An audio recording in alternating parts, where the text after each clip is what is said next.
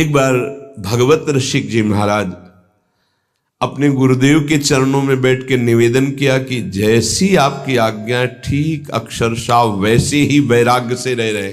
बहुत वैरागी महापुरुष, फिर भी काम वेदना सता रहे, इसका क्या हो सकता है?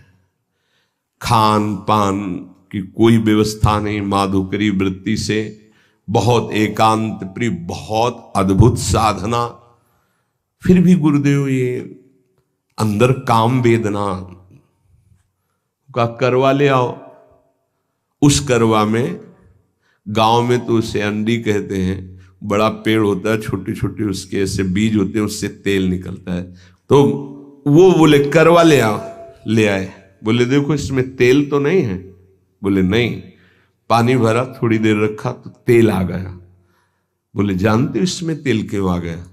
क्योंकि इसमें तेल रखा गया था, फिर धोया, फिर डाला, फिर देखो फिर आ गया ना तेल। बोले अब देखना। और उस करवे को रसोई मनिया की गई थी तो ढेर सारी आग थी, उसी आग में रख दिया। 10-15 मिनट रखने के बाद फिर निकाला। बोले अब पानी रखो। पानी रखा, तेल नहीं आया। बोले समझ गए, अभी तुम्हारे तप में कमी है, और तप करो, भस्म हो जाएगा ये। जब तक इसके संस्कार हैं, कई जन्मों से भोग वासनाओं के खेल खेलते चले आ रहे हैं, तो संस्कार हैं। जहां संयोग बनेगा तहां वो प्रकट होने लगेगा, वो दिखाई देने लगेगा। भस्म करो इसको तप के द्वारा। जैसे आग में रख दिया गया तो संस्कार भी तेल के भस्म हो गए, वो पानी में अब दोबारा फिर नहीं आए। ऐसे ही तप के द्वारा, भजन के द्वारा वासना को भस्म कर दिया जाता है, तब उपासना परिपक्व होती है।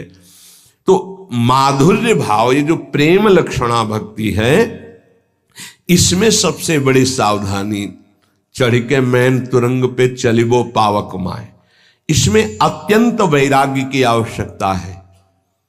तो जो प्रारंभ से एकदम जुड़े और सही दिशा नहीं मिली, गुरुजनों का सही निर्देश सानिध्य नहीं मिल पाया, तो वो फिर इसी में भटक जाते हैं, इसी में भटक जाते हैं संसार मार्ग में। क्योंकि हृदय में एक द्रवण क्रिया होती है, उस द्रवण क्रिया के लिए वैराग्य की बाढ़ होनी चाहिए, वैराग्य की कसौटी। अगर वैराग्य की बाढ़ नहीं है तो द्रवण क्रिया फैल जाएगी। पहले राग रहित होकर फिर अनुराग में जाया जाता है। तो कह रहे माधुर्य उपासक को चाहिए आरंभ में किसी महापुरुष के निर्देश के अनुसार साधना में पहले लगे। क्या प्रिया प्रीतम का प्रेम रस है, क्या उनका नित्य विलास है, बिल्कुल मतलब नहीं। समझ रहे हो? जो मंत्र दिया, जो उपासना दी, जो पाठ दी, जो दिनचर्या बताई, बस उस पे चलना है। वहां विचार की क्षमता नहीं आपकी। धीरे धीरे धीरे धीरे राग रहित होकर पहुंच जाएंगे आप। अब कैसे समझेंगे आप, कैसे अंदर प्रवेश हो? इसीलिए कहा है प्रथम सुने भागवत भक्त मुख भगवत बानी। क्यों? इतने बड़े महापुरुष भगवत रसिक जी ने सीधे क्यों नहीं कह दिया श्री सुख मुख जू बचन सुनावो, तब श्री हरिवंश सुनाम कहावो, मन सुमिरन मिश्रे में? क्यों भाई, ऐसा क्यों कह दिया? ये जो बात नहीं समझते हैं ना, वो हमारे ऐसे किसी की बात नहीं सुनना, आचार्य वाणी की बात मानो। भीर मिटय भट जमन की, भय भंजन हरि सोय, भय भंजन हरि सोय, भरम भूले भटकत कद, भगवत भक्ति विचार, वेद भागवत प्रीति रति, भक्त चरण धरि भाव, तरत भव सिंधु अगाधा। सेवक जी महाराज, सी सेवक वाणी जू अति अगाध मत गूढ़, बिरलो कोई समझई हित मार्ग आरूढ़, हित मार्ग आरूढ़, भाव भागवत मिले सब चार, वेद सुस्मृत जो चार, अवगाय ले जब तब पावे सेवक हृदय, जो हित मार्ग उपदेशी है। क्यों कहा? क्योंकि गीता और भागवत की कसौटी पर, वैराग्य और ज्ञान की कसौटी पर जब हृदय कस गया तो माधुर्य रस परोस दिया गया। वो समझ, अभी तो जीवत तो है, देहाभिमान, मैं पुरुष मैं स्त्री, कैसे इस रस का इसीलिए गुरुदेव की आज्ञा पे चलो, रस की बात को मत देखो कि हमारा तो सहचरी भाव आता ही नहीं, ऐसे आ जाएगा। तुमको इससे मतलब नहीं कि सहचरी भाव क्या है, प्रिया प्रीतम का नित्य विहार क्या, तुम्हें साधना से मतलब है। तुम पुरुष समझ रहे हो, हाँ चलो लगो, पहले ककहरा पढ़ो, मात्राएं पढ़ो, पहले उन शब्दावली पढ़ना सीखो, फिर पीएचडी की बात समझ में आएगी। ये वासुदेवा स्वरमिति से पढ़ाई शुरू होती है, ये कोई छोटी मोटी नहीं है। वृंदावन नित्य विहार रस है ये। यहां बड़े बड़े ब्रह्म ऋषि भी जहां हार गए, वो ये रस है वृंदावन का प्रेम रस। हार गए कृष्णात परम किमपि तत्व महाम न जाने, अभी तो पहुंचे ही नहीं किशोरी जी तक। श्रीमद सूदन सरस्वती जी कहते हैं, जो ब्रह्म चिंतन में स्वराज्य स्वरूप स्थान में विराजमान आत्मबोध संपन्न महापुरुष, उनको जब रूप माधुरी ने आकर्षित किया श्री कृष्ण चंद्र की, तो कहते हैं कृष्णात् परम किमपि तत्व महाम न जाने। और उनको क्या पता कि ये सौंदर्य माधुर्य समुद्र सी लालजू वेणु करान्निपतिता स्खलितम शिखंडम भ्रष्टम च पीत वसनम ब्रजराज सूनो यस्याः कटाक्ष सर्पात, यस्याः कटाक्ष सर्पात विमूर्छितस्य। कैसे पता चलेगा? अब सीधे नित्य विहार रस की बात, इसीलिए गुरुजनों ने सिद्धांत बनाया, प्रथम सुने भागवत भक्त मुख भगवत वाणी। गीता और भागवत की कसौटी पर उपासक का हृदय कसा होना चाहिए। आसपास पात्र मेड़ मजबूत है, रस डाला सीधे उसमें सुरक्षित है, नहीं तो द्रवित हृदय और फिसल गया तो ये फिर संसार में चला। तो उपासक महामाधुर्य रस की उपासना वाला पहले गुरुदेव प्रदत्त साधना में प्रीति करे। अब कि नित्य विहार का मतलब क्या? पहले तुम राधा राधा रटो और एक भी मिनट नाम ना छूटे, पहले ऐसे चलो। पहले अपनी इंद्रियों को ठीक करो, पहले अपने आचरणों को ठीक करो, पहले आप जैसा आज्ञा हो रहा वैसा चलो, फिर आगे का रस अपने आप आ जाएगा। समझाने की थोड़ी जरूरत पड़ेगी। और तुम्हारी समझ क्या, संभाव्योपि विरंचि नारद सी, और तुम समझना चाहोगे, समझ जाओगे। जो मंत्र मिला है, जो उपासना मिली, उसमें रति करने से उपासना के दो परिणाम होते हैं।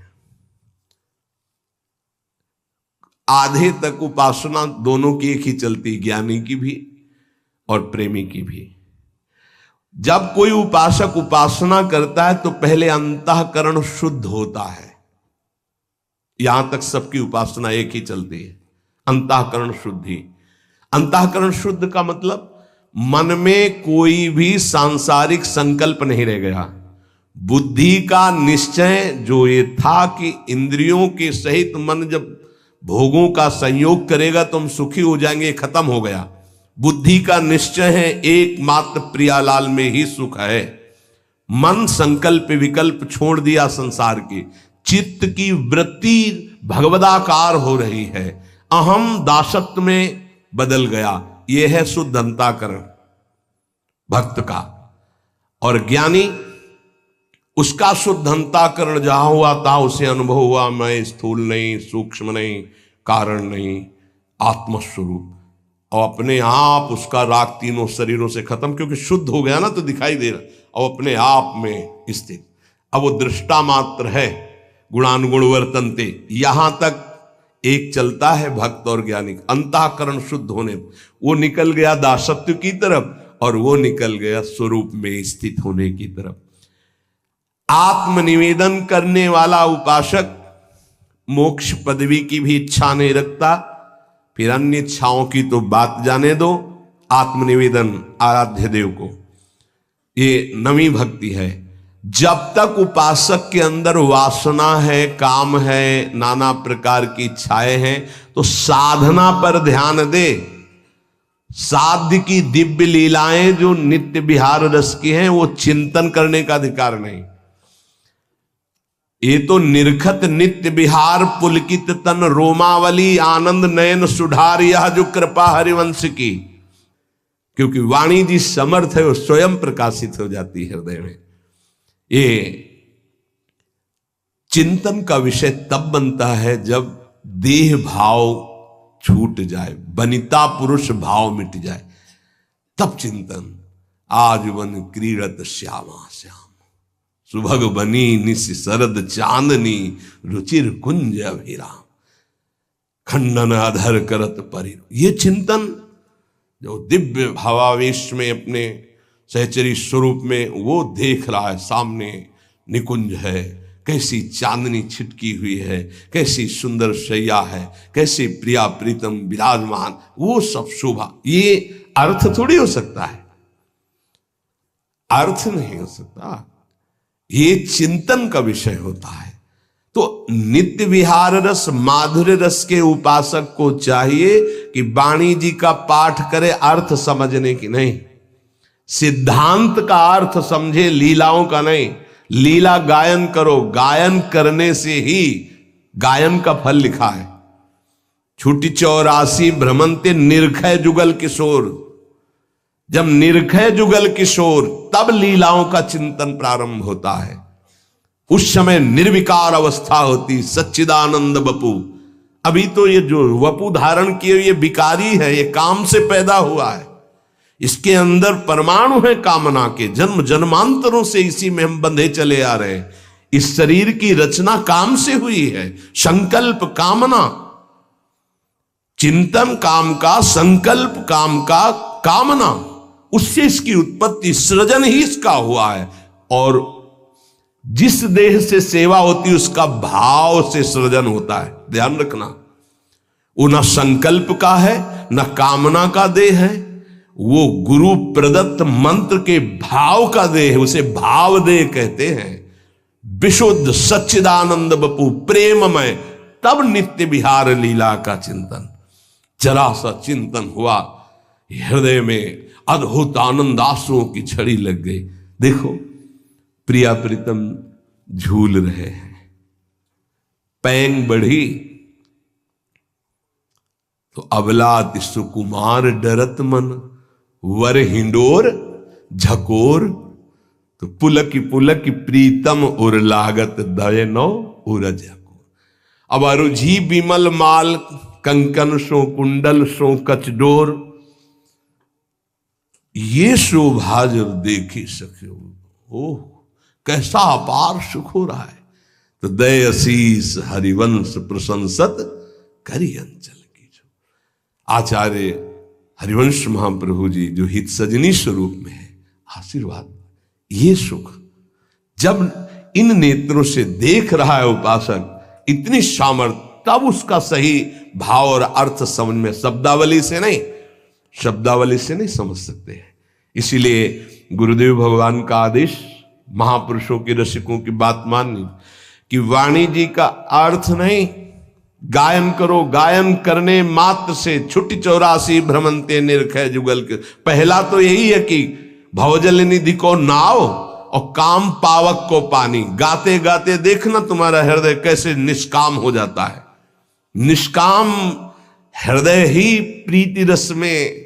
अभी तो बहुत कूड़ा करकट, तो वाणी जी गाओ, नाम जप करो, श्री जी की सेवा करो, आठों पहर जो कर्तव्य कर्म है धर्म पूर्वक करो, भगवद अर्पित करो। निष्कामता पहले जागृत होगी, फिर प्रेम मार्ग का रहस्य है।